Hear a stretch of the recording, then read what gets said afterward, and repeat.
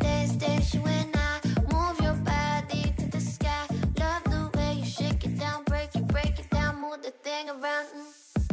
Feel it in your body. 이재명 정부가 다주택자 양도세 중과 부과를 비롯해서 세제 개편을 공식화하면서 부동산 시장이 술렁이고 있습니다. 지난해 발표했던 11호 부동산 대책에도요, 여전히 일부 지역에서 상승세 이어지고 있고요. 시장의 불안이 여전한 상황이어서 부동산 과열을 억제하겠다, 이런 의지를 다지고 있는 건데요. 다주택자 양도세 중과가 부활하면 부동산 시장에는 또 어떤 변화가 생길지 전문가와 이야기 나눠보겠습니다. 박원갑 KB국민은행 부동산 수석전문위원 전화 연결합니다. 위원님 안녕하세요. 네, 안녕하십니까. 네, 다주택자 양도소득세 중과 제도 먼저 이거부터 간략히 설명 부탁드릴게요. 지금 이제 다주택자에 대해서 양도세 이제 중과세, 이게 3주택자가 뭐 마지막 첫 집을 팔 때 82.5% 그런 얘기 들으셨을 텐데, 이게 이제 모든 지역에 해당되는 게 아니고요, 조정 대상 지역에만 해당이 됩니다. 그러니까 지금 조정 대상 지역이 서울 전역하고 경기 남부 12곳이 이제 지정이 돼 있잖아요. 네. 이곳에서 이제 다주택자 양도세 중과세에 따른 세금이 이제 늘어나게 되었다, 이렇게 보시면 될 것 같고요. 이 대통령께서 이 부분을 자꾸 말씀하시는 거는 결국은 어떻게 보면 부동산 쪽으로 이제 자금이 자꾸 이제 과잉 유입이 된다, 이게 생산적이지 않다는 거예요. 부동산은 약간 제로섬 게임이거든요. 특히 이제 부동산 중독사회 혹은 과잉사회라기보다는 지금은 아파트 편식사회죠. 그러니까 빌딩이나 토지는 옛날처럼 안 사잖아요. 아파트만 네네. 사려는 어떤 그런 경향이 강해지는데, 결국 아파트가 올라가게 되면은 나중에 전세도 오르고 월세도 오르고, 결국 이제 주거 안정과 시장 안정에 좀 위험 요인이 된다. 집값이 비싸서 결혼도 못 한다. 이런 여러 가지 그런 인식이 이제 바탕을 하고 있는데, 거기에 집값 불안에 이제 주요 세력으로서 이제 다주택자를 이제 좀 지목하고 있지 않느냐, 이렇게 지금 보고 있고요. 그래서 거기에 대해서 이제 제동을 걸겠다, 이런 뜻이라고 보시면 될 것 네, 같습니다. 다주택자 양도세 중과. 그러니까 집을 팔 때 이제 양도세를 내야 되죠. 그러니까 집을 팔아서 얻은 그 이익에 대해서 이제 세금을 내는 건데, 집이 많은 사람들은 2주택, 3주택에 따라서 세금을 더 얹어서 더 많은 세금을 내게 한다는 건데, 이게 2022년 5월부터 사실은 유예가 돼 온 상황이었어요. 그렇죠. 그런데 예. 이거를 5월 10일부터 시행하겠다, 대통령이 못 박은 겁니다. 예, 이제 한 4개월도 안 남았잖아요. 그렇죠. 그래서 이걸 지금 부동산 시장에서는 어떻게 받아들이고 있나, 분위기 어떤가 궁금합니다. 일단 신호는 확실하고요. 그동안에 이제 긴가민가 이런 이제 불확실성이 있었는데, 어쨌든 대통령께서 5월 9일까지 잔금이 아니라 계약한 거까지는 조정 대상 지역에서 양도세를 무겁게 매기지 않겠다, 이렇게 이제 얘기하셨잖아요. 네. 그런데 이제 그게 이제 또 뭐가 변수가 하나 쑥 들어왔냐면요, 바로 지금 아까 토지거래 허가구역이라는 게 들어왔어요. 네. 이게 이제 아파트 허가구역이라고 보시면 돼요. 그런데 이 토지거래 허가구역과 이 조정 대상 지역, 이 양도세와 관련된 지역이라고 보면 돼요. 이게 서로 같이 지금 작동을 하고 있는 건데, 그러면은 보십시오. 지금 이게 내가 아파트를 만약에 갖고 있다고 쳐요. 그러면은 이제 한 채는 살고 가령, 그죠? 한 채는 그러면 전월세를 놨을 거 아닙니까, 그죠? 네. 그런데 그런데 하려고 했는데, 이 토지거래 허가구역에서는 갭 투자가 안 되잖아요. 이게 전세를 끼고 못 사는 거예요. 네. 그러면 집을 갖고 있는 사람도 전세를 끼고 못 파는 거예요. 이러다 보니까 이제 약간 이제 다주택자들이 이건 팔고 싶어도 팔지 못하는 거 아니냐, 이런 얘기가 좀 나오고 있고요. 그리고 이제 토지거래 허가구역은 이게 일반 지역에서 집 살 때하고 또 다릅니다. 근데 이제 아파트를 살 때는 허가를 받아야 되거든요. 네. 그러면은 먼저 약정서를 씁니다. 약정서 쓰는데도 시간이 제법 걸려요. 그리고 이제 구청이나 시청에다가 허가를 신청할 거 아니에요, 그죠? 네. 그게 한 15일이 이제 기준일인데 토요일로 뛸 수도 있잖아요, 그죠? 네. 그러면은 이게 적어도 20일은 잡아야 돼요. 그러니까 이제 5월 9일까지 이제 계약을 해야 된다는 것은 그러면은 제 생각에는 아마 일부 다주택자들은 매물을 좀 내놓으려고 그럽니다. 일부 좀 뭐 싸게 나오는 것도 있기도 해요. 그런데 4월 중순까지 매물이 좀 나오지 않을까 생각이 들어요. 그죠?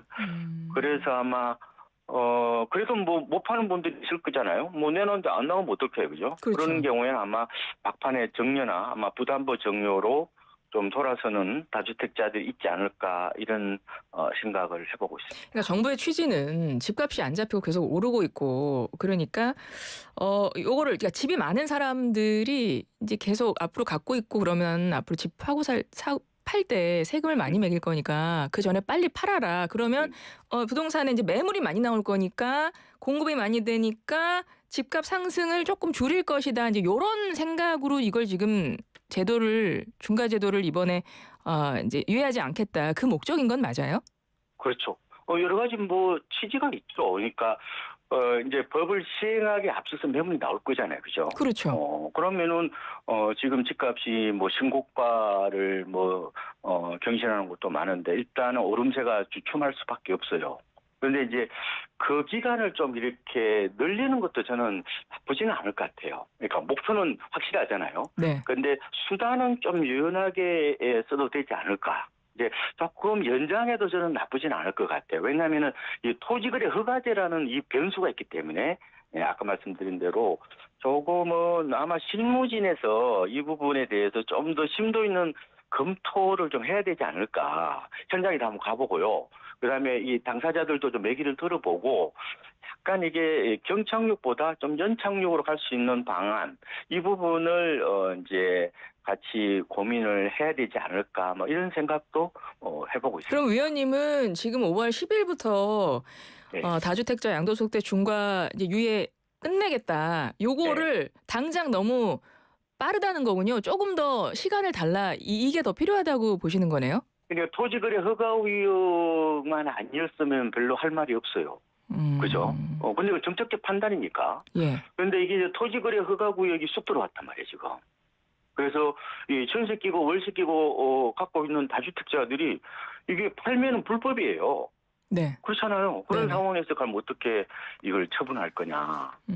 그래서 음. 이런 부분이 호충이 있거든요. 그래서 그런 부분들을 뭐 최종 확정된 건 아니잖아요, 그죠? 뭐 이게 뭐 중간에 뭐 입법돼야 되니까, 그죠? 그래서 이런 부분들은 어쨌든 좀 더 검토가 되었으면 좋겠다, 뭐 이런 생각은 하고 있습니다. 예, 대통령이 이제 확실하게 못 박는 발언을 했기 때문에 이제 바로 이것이 시장에 영향을 주었을까 좀 그것도 궁금한데 좀 그 사이에 뭐 매물이 뭐 나온다던가 뭐 이런 분위기가 보이세요? 매물은 좀 나오고 있어요. 근데 많이 쏟아질 정도는 아니다 이렇게 말씀을 드리고 싶은데 일각에서는 뭐 5, 6억씩 낮게 이렇게 매물이 나오곤 하는데 이게 흔치는 않은 것 같고요. 네. 아마 그런 요건이 되는 사람들 중에서는 뭐 팔 수가 있겠죠. 가령 이런 경우는 팔 수 있거든요. 내가 세를 놨는데 만기가 한 2, 3개월 정도 이제 임박해 있어요. 이런 거는 허가 신청하면 허가가 나오거든요. 네. 뭐 그런 거라든지 아니면 또 비워놓고 있다든지 뭐 여러 가지 또 아마 사례가 나올 텐데 그런 좀 특수한 매물들이 일부 좀 나오는 것 같고 그리고 부활된다는 어떤 그런 이제 메시지가 나오니까 시장에서 약간 매수자들이 좀 뜸을 들이는 것 같아요. 좀 분위기를 좀 더 보겠다 이런 그렇죠. 건가요? 관망세로 접어들었다고 보면 되죠. 왜냐하면은 이 매물이 싼 게 좀 나올 테니까요. 네. 그래서 약간 지금 분위기는 약간 어떻게 보면은 뭐 약간 찬물을 약간 끼얹는 것 같은 그런 뭐 분위기다. 뭐 이런 말씀을 드리고 싶습니다. 그러면은 우리 위원님도 다주택자라고 하신다면 네. 조금 더 관망하시겠어요?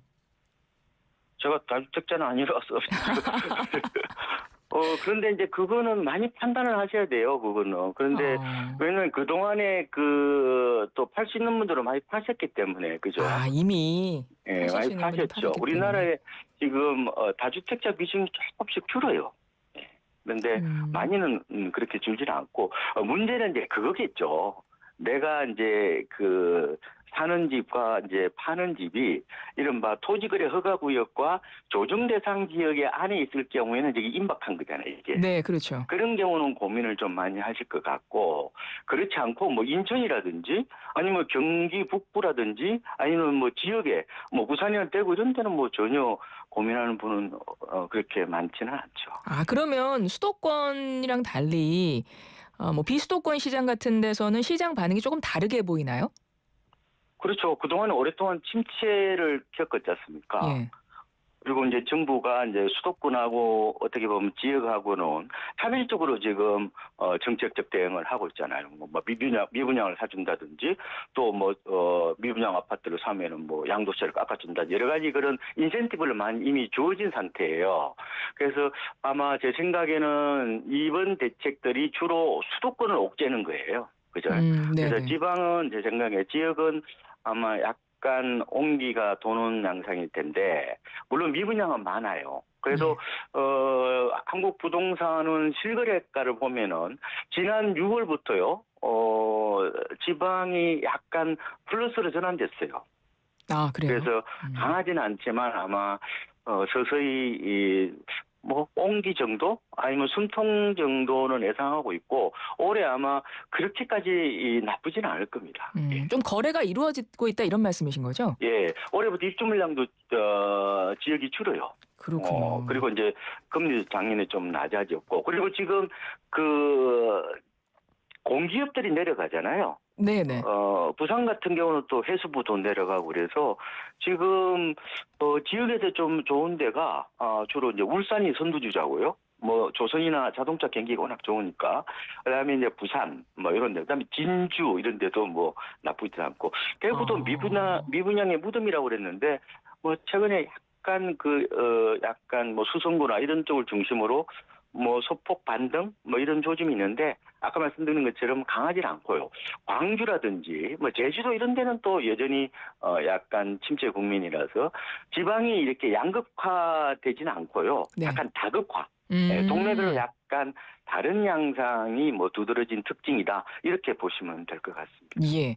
그러니까 이재명 정부가 다주택자 양도세 중과 부활시키겠다, 이제 이런 사인 줬고, 또 세제 개편도 이제 전반적으로 좀 진행이 되지 않을까 이런 생각이 드는 것이, 또 보유세 강화 가능성도 지금 시사가 됐잖아요. 네. 그러면 어찌 됐건 다주택자, 뭐 어쨌든 집을 갖고 있는 분들에게는 점점점 세금의 강도가 이렇게 좀 압박이 가해지는 건데, 네. 이거 전문가로 보실 때 어떻게 평가하세요?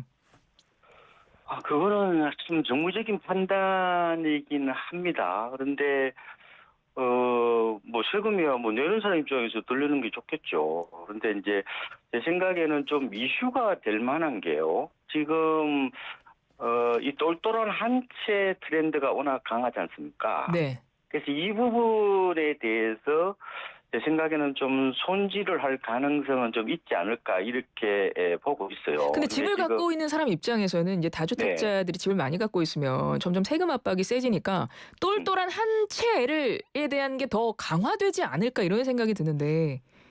그렇죠. 어떻습니까? 양도세 중과세만 감안하면은 똘똘한 한 걸음이 흔들릴 수가 있죠. 요렇게를 꼭 쓰면은 지금도 살 때는 불리하잖아요. 네. 지금의 뭐 조정 대상지역 서울에서 집 두 채 사면은 취득세가 8%입니다. 지금도 규제가 있잖아요. 그런데 양도세까지 이제 들어온다는 건데 그러면 당연히 뭐 장기 거주할 똘똘한 한 채를 사는 게 그거는 뭐 자연스러운 현상일 수가 있겠죠. 네네. 그런데 또 하나 뭐가 들어오냐면은 지금 고가 1주택, 그러니까 살 때 12억이 넘으면은 양도세를 장기 보유 특별 공제로 깎아줍니다. 그거 10년 보유에 10년 거주를 하면은 최대 80%까지 해주고 있는데 이걸 조금은 손볼 수가 있단 말이에요. 왜냐하면은 너무 과도하다라는 얘기를 해요. 네. 그러니까 지금 빌딩이나 상가 토지는 10년에 20%예요. 네. 그리고 15년에 30%고. 그리고 이명박 그 정부 들어서기 전에는 1주택자라도 장기 보유 특별공제가 15년에 45%였어요. 그러니까 좀 과다하지 않느냐 이런 얘기가 지금 자꾸 나오고 있어서 뭐 지난 문재인 정부 때 한번 하려다가 말았는데 한번 검토했던 부분 그러니까 이제 고가주택을 갖고 있는 사람이 팔 때에 뭐 너무 이제 양도 차익이 많으면은 뭐 10년 살아도 뭐 지금은 이제 40% 해주고 있거든요. 네. 40% 장독 공제를 뭐 10%로 뭐 줄인다든지 뭐 이런 여러 가지 가능성은 있다. 그렇게 되면 어떻게 돼요? 그렇게 되면은 똘똘한 채가 조금 흔들릴 수 있죠. 매물이 나옵니다. 그러면 그렇군요. 시행하기 전에. 그리고 또 하나는 이런 것도 있단 말이에요. 예, 한 지금은 20초 남았습니다. 예. 예, 우리가 세금을 지금 그 보유 가구수 따라 이렇게 매기는데 아예 시가총액으로 매긴다든지 여러 가지 그런 세제 개편안이 충분히 검토되기 때문에 무조건 똘똘한 채가 회수할 거다. 이렇게 말하기에는 아직은 정책적 그러네요. 불확실성이 있다. 이렇게 말씀드리겠습니다. 조금 더 지켜봐야 될 것 같습니다. 지금까지 박원갑 KB국민은행 부동산 수석 전문위원이었습니다. 고맙습니다. 네, 고맙습니다.